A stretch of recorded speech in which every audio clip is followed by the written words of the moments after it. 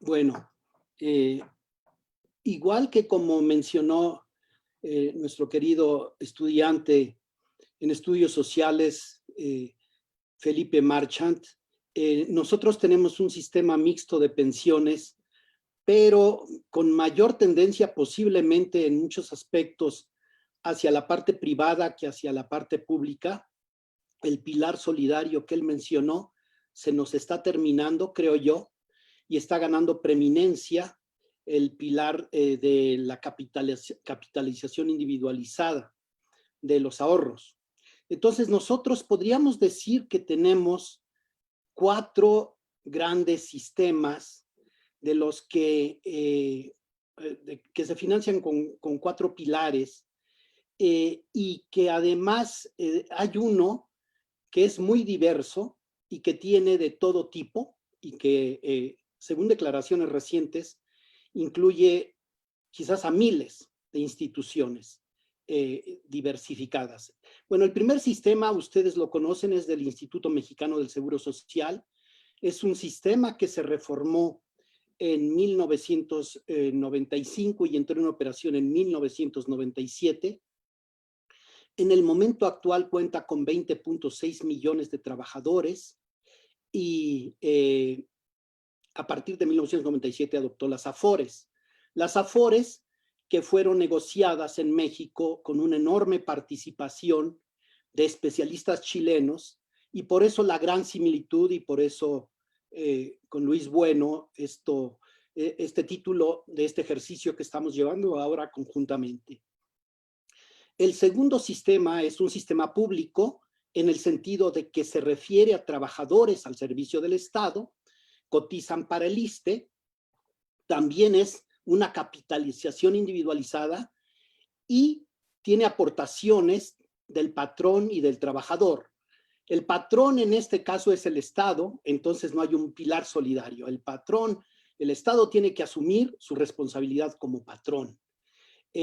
Obviamente está regulado por el apartado B del artículo 123 constitucional y en este momento no está sujeto a revisión, pero nos enunciaron un día después de darse a conocer la propuesta del día 22 de la reforma al sistema de pensiones, que también van para una modificación a este sistema público. Es interesante observar porque inmediatamente después de que se dio a conocer esta modificación, esta propuesta de modificación, Luis Bueno se puso rápido a organizar un evento en el que participó Gustavo Leal, y Gustavo Leal mencionó 2 millones más o menos de trabajadores al servicio del Estado. No, en realidad son más. Incluso tengo unos cuadros al final de la presentación donde se puede comprobar. Pero 2.95 millones de trabajadores cotizando al ISSSTE, eso sí, está comprobable, y además los institutos estatales del ISSSTE, como el ISSSTEP en Puebla, como el ISEMIN en el Estado de México, tienen otro tanto de trabajadores. Yo sé que ese es uno de los puntos más importantes para ver a futuro que ustedes deben de tener en la cabeza. Ellos adoptaron el sistema de capitalización individualizada en una reforma que se llevó a cabo en 2007 y que todos recordamos. Luego hay una serie de sistemas propios y nos sucede muy parecido a lo que dijo Felipe. Tenemos al Ejército, el Instituto de Seguridad y Servicios de las Fuerzas Armadas de México, tienen su propio instituto y evidentemente tienen un sistema pensionario impresionante. Cuando se acababa de modificar el sistema de pensiones de México públicas en 2007, poco después o casi simultáneamente se modificó el del ISFAM y surgieron las características que ya dio a conocer Felipe de situaciones muy diferentes en cuanto a la cantidad que los miembros del ejército tienen asegurada, inclusive superior al 100% de su último salario. Tenemos servicios, tenemos sistemas en las universidades públicas estatales, en los gobiernos estatales, en los gobiernos municipales, en la banca de desarrollo, en los órganos desconcentrados y en una serie de instituciones privadas, de modo que es muy diversa esa parte de nuestro sistema. nos da mucho trabajo contabilizarla. Y si me dicen cuántas personas tienen derecho a una pensión que están trabajando en este momento, yo les diría los 20.6 millones que aparecen ahí, más los 2.95 millones, con un sistema predeterminado, que es la capitalización individualizada. Los demás tienen que pasar por una serie de negociaciones donde encuentran muchas diferencias. Por ejemplo, en las universidades públicas, y Luis y yo lo sabemos por conocidos que tenemos en Sonora, por ejemplo, están esperando muchas veces que la pensión sea del 100% o si es posible un poco más del 100% del último salario percibido. Mientras hay otros, muy parecido a lo que dijo Felipe, que con dificultad llegarían al 30% del último salario porque tienen otro sistema de pensiones. Y luego tenemos un sistema que se dio, que conocemos desde el principio de esta administración, que se estaba consolidando, que es un programa de pensión para el bienestar de las personas adultas mayores y que se llevó a la Constitución, al artículo 4, en una reforma muy reciente. Y lo sorprendente de esto es que les da derecho a recibir un estipendio más pequeño que los que mencionó, mucho más pequeño que los que mencionó Felipe. En 2020 son 2.630 pesos bimestrales, equivalentes a 1.315 pesos mensuales, que es el 35% de un salario mínimo. Entonces, la cobertura para quien no está en el IMSS y en el ISSSTE es todavía más difícil. Y de acuerdo a un artículo que publicó Gustavo de Hoyos, presidente de la Coparmex, este domingo en el Universal, hay una parte desprotegida totalmente que no está incluida en ninguno de estos, que se refiere a las personas que están en la informalidad. Él dice que es 25%, él dice que es 55% de la población. Puede ser que sí, con los métodos que seguimos en México de medición de la informalidad, puede ser que sí sea cierto. En México tenemos 57 millones de población económicamente activa, entonces estamos hablando de 28 millones de personas que podrían caer en esa circunstancia, lo que es bastante problemático. Ahora les voy a enseñar algunas cifras sobre la forma en que la OCDE ve las pensiones. Es interesante observar que no necesariamente estas cifras coinciden con las que conocemos en México y Chile. México y Chile forman parte de la OCDE y entregan la información oficial a la OCDE. Entonces la OCDE por obligación no puede publicar otra información que no sea la oficial. Si ustedes se dan cuenta en esta gráfica, las contribuciones mínimas u obligatorias para un receptor promedio en 2018 como porcentaje de sus percepciones, en el caso del empleado, si ustedes se dan cuenta, a pesar de que ya nos explicó Felipe que el fondo ya tiene un pilar solidario, aquí Chile todavía aparece como si solamente tuviera el pilar del trabajador. Y en el caso de México, ustedes encuentran tres participantes: el empleado, el patrón y el gobierno. Pero nosotros sabemos por la reforma que se ha anunciado hace unos días que la participación del pilar solidario es muy baja. La vamos a ver enseguida. Lo que pueden observar ustedes aquí es que hay algo interesante. Hay muchos países dentro de la OCDE, incluyendo a Turquía, Noruega, Polonia, Lituania, República Eslovaca, Latvia, que están haciendo aportaciones menores a nosotros.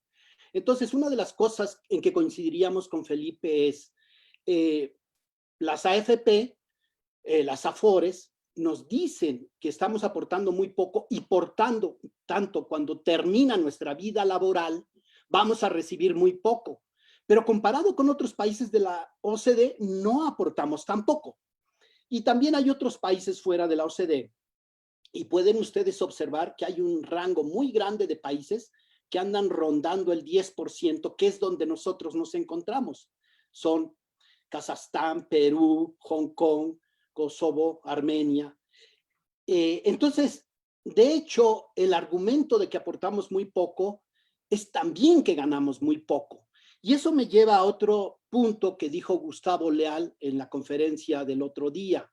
Dice, nosotros, para que tengamos un mayor fondo de pensiones acumulado a lo largo de nuestra vida laboral, debemos de tener un salario base de cotización, se refiere al salario que base que calcula el Seguro Social y que está compuesto por todas las percepciones económicas, no solamente el salario, sino también la ayuda para transporte, las becas para los hijos, etcétera.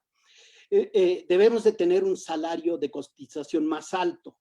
Y a una pregunta expresa de uno de los participantes de qué se podía hacer para mejorar la situación mexicana, él mencionó que elevar ese salario base de cotización. Van a ver en la parte final de esta presentación que el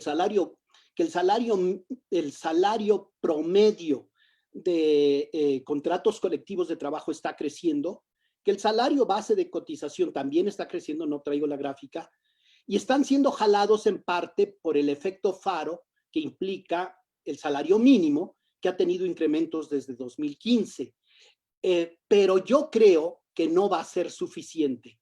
Y creo que el periodo que se nos viene y que implica que recuperaremos el nivel del PIB que teníamos en 2018, seguramente hasta 2024, nos va a hundir en una situación en la que va a ser difícil que el salario base de cotización sea lo suficientemente alto como para aumentar o asegurar el aumento de las pensiones de quienes empiezan a jubilar ya con este sistema en 2023.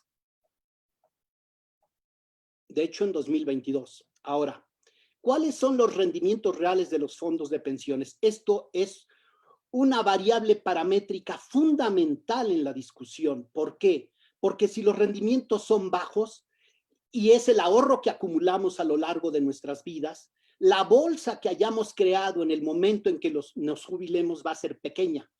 De hecho, la cantidad que nosotros vamos ahorrando, que en este momento es 6.5% de nuestro salario, digamos, del salario de los que cotizan al IMSS, es bajo. Entonces, si no tuviera ganancias, no sería como un fideicomiso que va creciendo. Necesitamos que vaya creciendo y para eso necesitamos rendimientos altos. Aquí tengo la información para un año específico y después les voy a enseñar la información para muchos años y pueden observar curiosamente que tiene rendimientos negativos en ese año. Ya veremos por qué sucedió esto, pero si se dan cuenta en Chile, los rendimientos son negativos en menos 1% y en México, sorprendentemente, en menos 4.9%. Y esto debe de estar ligado con el sector financiero. Yo sé que es una de las partes más críticas porque son ahorros, me diría Felipe, y lo he comentado con él días antes de esta presentación, que no, en Chile, por ejemplo, se sigue discutiendo de quién son los ahorros, de quién son los fondos que se tienen acumulados, del gobierno, de los ahorradores o de las instituciones financieras. Porque como ustedes pueden observar por lo que dijo Felipe, para que los ahorradores tengan derecho a ese fondo, al 10% de ese fondo tuvo que haber una reforma constitucional. Y aún después de esa reforma constitucional, si mi información no es correcta, el presidente Piñera se molestó por los resultados, pero los asumió. Ahora, ¿en qué se invierten los recursos? Esta es una parte fundamental de los resultados que se obtengan, del tamaño de la bolsa que tengamos cuando nos jubilemos. Bueno, se pueden invertir en acciones, en bonos, en efectivo y depósitos y en otros instrumentos. En el caso de Chile, creo que muy parecido al de México, se invierten en acciones y bonos fundamentalmente. Hay un piquito pequeñito que ni vale la pena tomar en cuenta acá. Y en el caso de México, se pueden dar cuenta que es lo mismo, nada más que en México se arriesga menos. En México, tenemos casi todo invertido en casi todo invertido en bonos, que son CETES, y una pequeña cantidad invertida en acciones. Es una inversión muy conservadora. Ya dijo Felipe que en el caso de Chile hay 5 que nosotros les llamamos CIEFORES, o sea, 5 organizadoras de las inversiones, de las AFORES chilenas, las AFP. En México ya hay 10, había 5 antes, pero lo subieron a 10. Cada 5 años, dependiendo de la edad que vamos teniendo nosotros como ahorradores, nos van metiendo a, como dijo Felipe, sistemas menos arriesgados. Cuando somos jóvenes, arriesgan mucho nuestro dinero. Cuando somos mayores, lo protegen más. Veremos más tarde qué rendimientos tenemos. Ahora, los activos pensionarios invertidos en el extranjero es otra forma de ver qué tanto se arriesgan los inversionistas, las CIEFORES. Y podrán ustedes ver que en México es bajísimos los fondos invertidos en el extranjero, pero sorprendentemente en Chile y Perú es muy alto, o es relativamente alto. Ustedes pueden ver que está arriba del 40% en Chile y Perú. En el caso de Perú, creció muchísimo de 2008 a 2018, creció del rombo al final de la barra. En el caso de Chile, también creció, y en el caso de México también creció.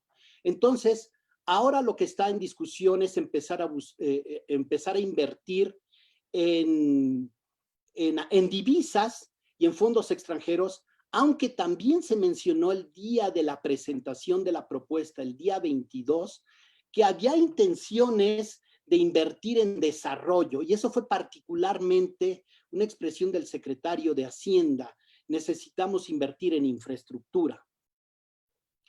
¿Cuáles comisiones fueron aplicadas en 2018? Es decir, ¿cuánto les cobran a ustedes o cuánto les cobran a quienes están en los fondos de pensiones privados por manejarle su dinero? Como pueden ver, en el caso de México nos cobran 1%, y de ahí para abajo llega, por ejemplo, en el caso de Chile, si mal no recuerdo, anda en 0.6, aquí está en 0.5. Entonces, la propuesta que se hizo fue bajar estas comisiones a niveles internacionales. Debo decir que un pensionado varón obtiene una pensión mayor que un pensionado mujer, en algunos países de 40%, como pueden ustedes ver: Austria, Luxemburgo, Reino Unido, Holanda e Irlanda. Japón, no se diga, casi el 50%. Y en un país como México es 35%. De modo que también en Chile es 28%. Quiere decir que hay una brecha de género con relación a las pensiones, que es una cosa de la que no se habló la vez pasada, pero es un objetivo que se debe tener en mente.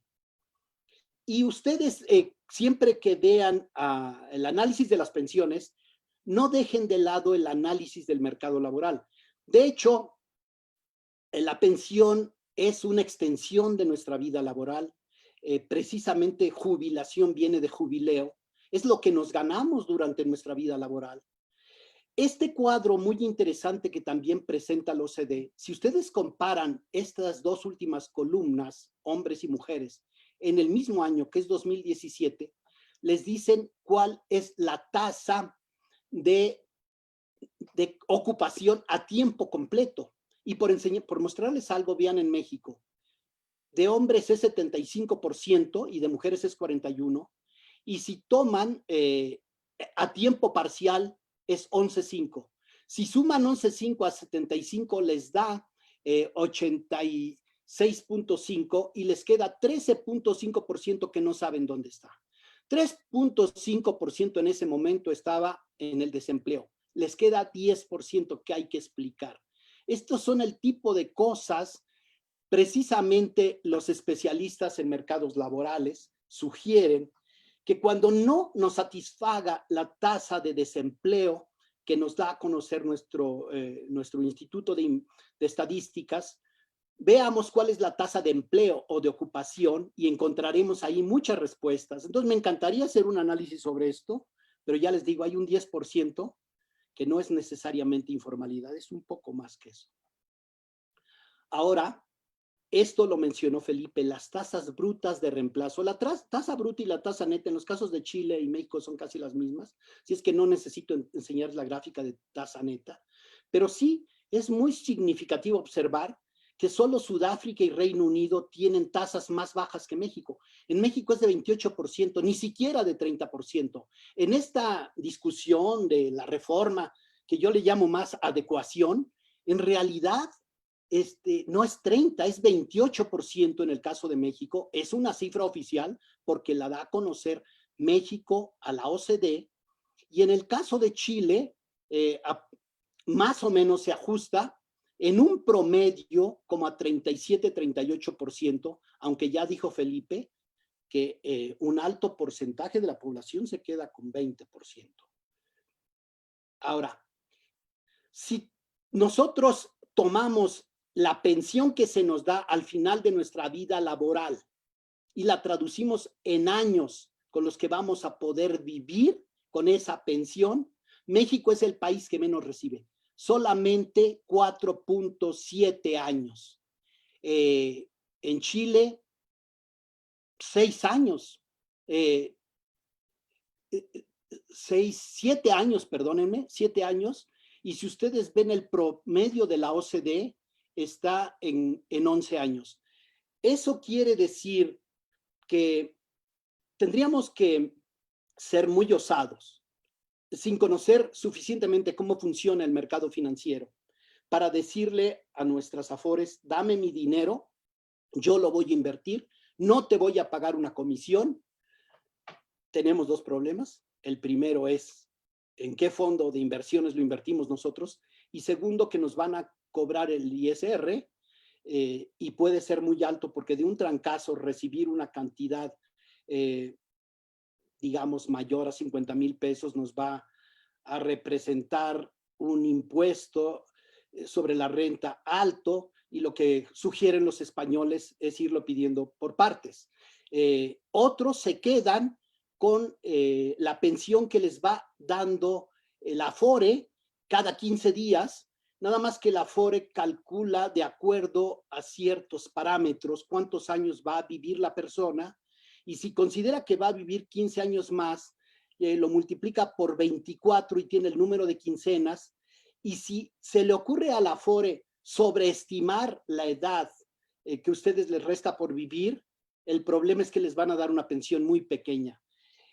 Hay diferentes métodos de calcular las pensiones que llegan a ser lesivos para los trabajadores, y es muy importante que este siga siendo un sistema tripartito en que los trabajadores estén asesorados por buenos financieros, buenos economistas, buenos administradores, buenos actuarios, porque todo esto se hace con corridas actuariales para que su pensión se optimice. Ahora, no sé, Fernanda, si ya tomé mucho tiempo y estoy abusando de ustedes, o me permites que hable un poco de esta parte.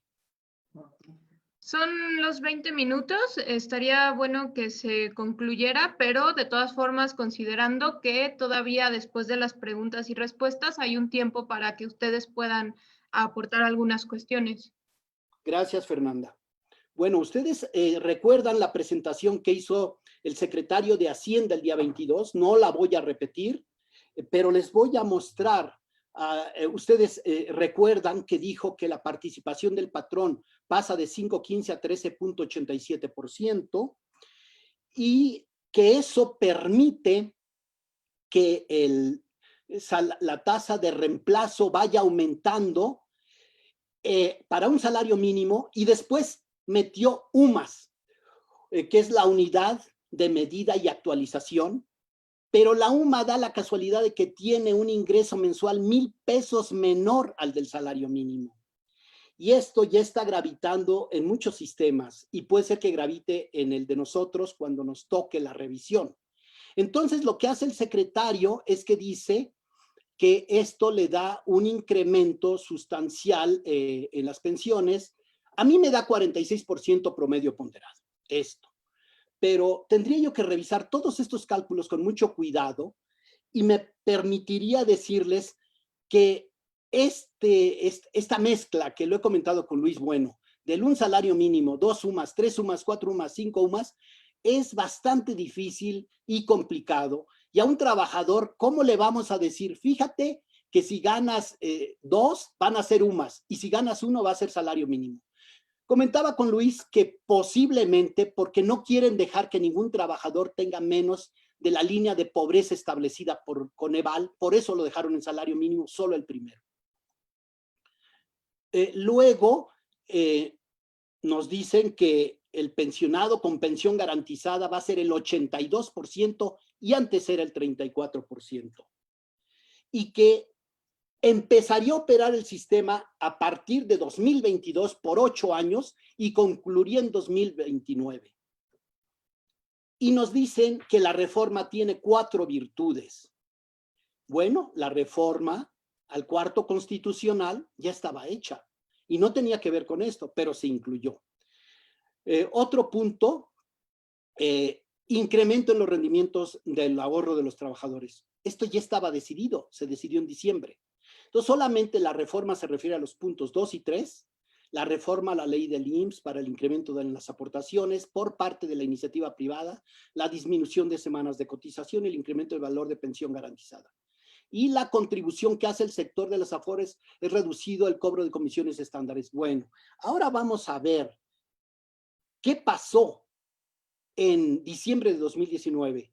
Si ustedes se meten a esta página del gobierno, artículos, comisiones autorizadas de AFORES 2020-2000, etcétera, observarán que ya se había concertado con las instituciones financieras, que son las AFORES, que nos pasa igual que en Chile. Ahora tenemos 10 AFORES, Felipe, llegamos a tener más, como 15, como 16. Hubo fusiones en algunas, hubo desaparición de otras, ahora tenemos 10 AFORES y se concertó con ellas, esto no es cosa de la reforma, que de un 81 bajaría a 0.92.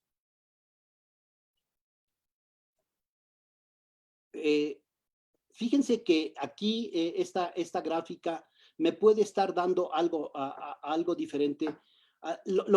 Esta gráfica lo que me está diciendo es que ha bajado a 0.92 en el momento actual, perdón. Y ustedes pueden ver aquí estas 10 AFORE, las comisiones que cobran. Y se podrán dar cuenta que lo que se argumenta aquí es que ya bajaron. Pero es una tendencia, mejor debería yo ponerlo en estos términos, es una tendencia que viene de muchos años atrás y que se supone que debería continuar y no tendría que ser una concesión graciosa, por decirlo así, de la reforma. Ahora, este es el salario de contratación colectiva de trabajo. Vean ustedes cómo ha empezado a subir, es lo que les decía yo anteriormente. A partir de junio de 2017 tiene una elevación señalada y el salario mínimo desde 2015. Si recuerdan la relación que existe entre los bonos y el índice de precios y cotizaciones de las bolsas de valores del mundo, siempre el bono, cuando cae el precio del bono, sube el valor del índice, es decir, el índice, el rendimiento de la bolsa. De modo que cuando se invierten los ahorros de los trabajadores, los inversionistas no cometen errores garrafales como invertirlo todo en bonos o en la bolsa, sino que hacen una combinación, es lo más racional. Hay un modelo de Black-Scholes que sugiere que entre más diversificada esté la inversión, es más segura. Y ese principio lo siguen. Entonces, ustedes pueden ver que el índice de precios y cotizaciones hasta 2017 creció permanentemente y empezó a decrecer, llegó a más de 51,000 puntos y ahora está en 37,000. Y pueden ver que en contrapartida el precio de los bonos, en particular los CETES, se mantuvieron subiendo a partir de ese momento y llegaron a estar en 2018 en 8%. Ahora, hay una cosa muy interesante cuando uno analiza los rendimientos de las AFORES. Aquí tienen las AFORES, las 10 AFORES que mencionaba yo, desde la inicial hasta la básica de pensiones, y podrán observar que las Afore en México empezaron dando rendimientos muy altos. Aquí están estas Afore, algunas fueron fusionándose o cambiando de dueño, hasta llegar en este momento a 10%.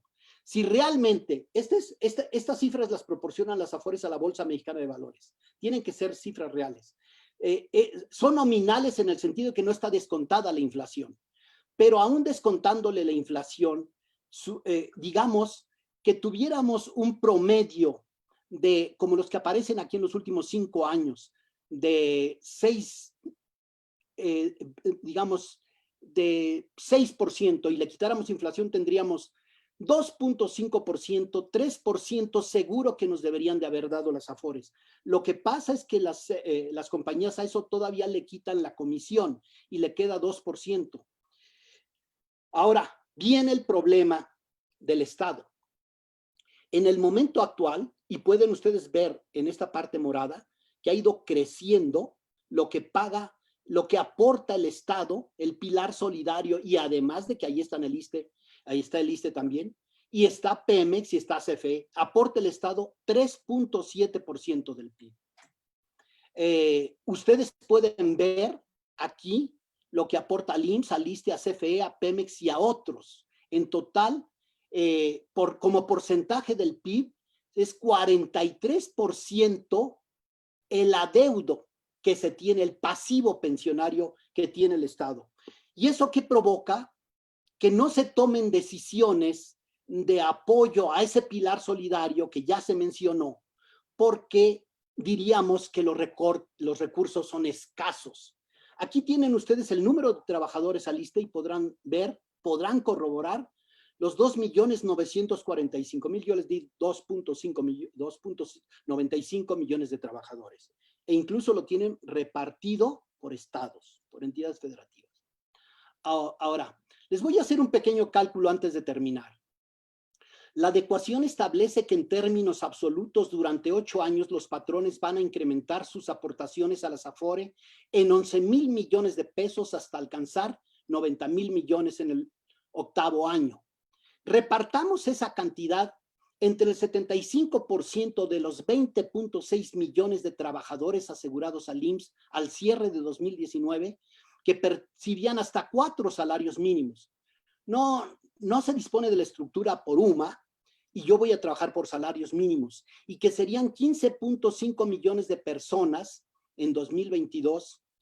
Voy a suponer que para el 2022 ya se recuperó el nivel de empleo que teníamos en 2019, y en 26.6 millones en 2028, con una tasa de crecimiento promedio anual de 2.7.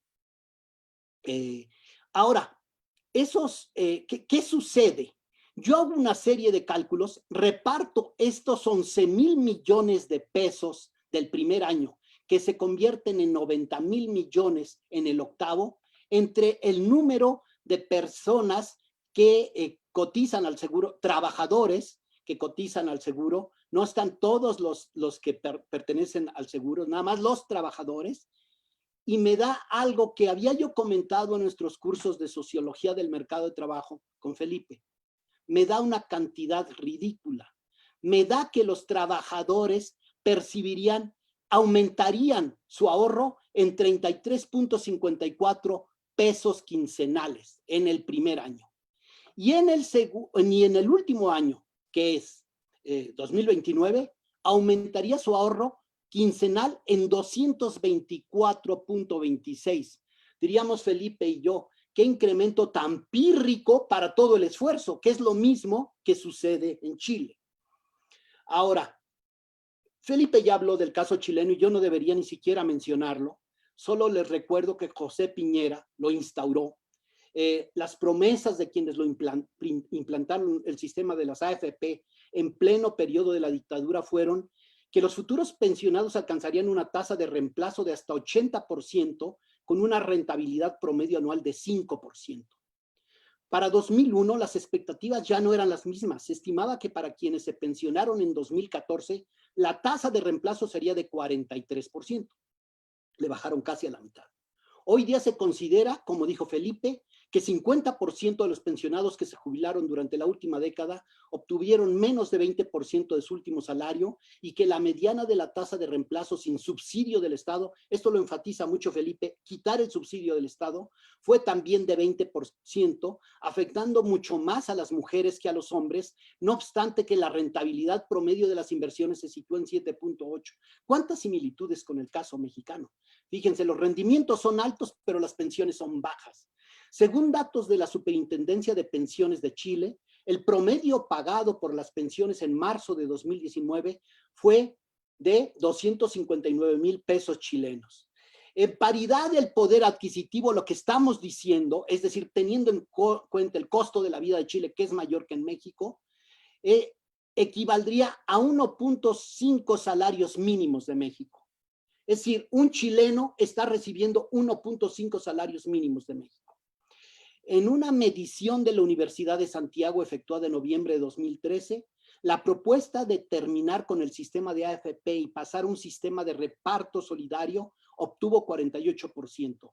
En junio de 2016 la propuesta evolucionó a 61.3%, luego de la promesa incumplida de reformar el sistema. Finalmente, como ustedes saben, como dijo Felipe, hace unos días se acordó que pueden disponer de 10% del monto total de sus ahorros acumulados. Digamos, nuevamente, resultados pírricos para un sistema que tiene una bolsa que representa 80% del PIB. En México apenas llega a 16% del PIB. Y creemos entonces que con esto que hemos comentado, México parece aferrarse a reproducir muchos vicios de la experiencia chilena, incluyendo el peligro de confrontaciones sociales, pero no está adoptando algunos de sus aciertos, que sí los hay, y por tanto el sistema de pensiones mexicano debe revisarse con mucho cuidado. Muchas gracias.